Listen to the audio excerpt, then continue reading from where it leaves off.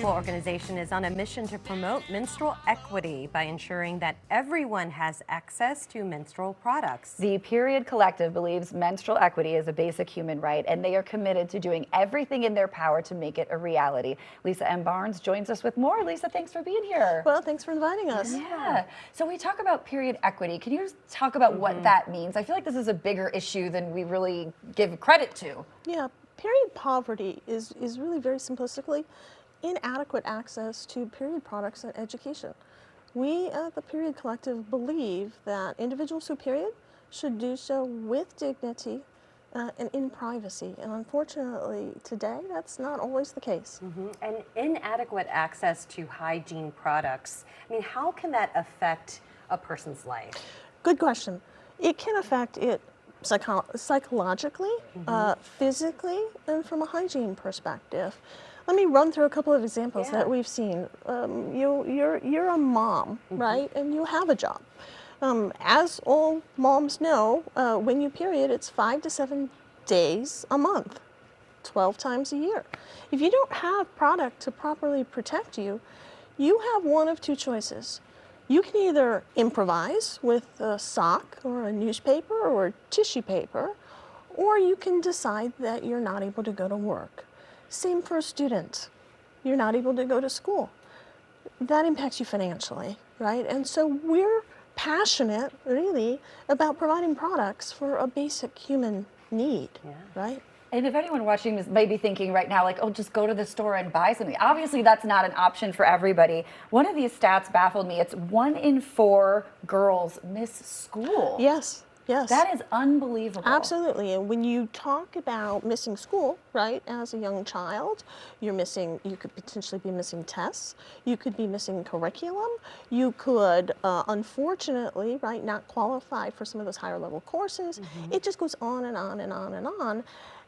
There's an inequity here for young women. And how does the Period Collective, how do they end up getting the actual hygiene products in the hands of the people that need it the most? Good question. So we partner with many of the manufacturers that you know who graciously donate their product to us. We have a warehouse on the northwest side of the city that we take the product, we repackage it into consumable bags, and then distribute it throughout the Chicagoland area. Cook County, Lake County, McHenry County.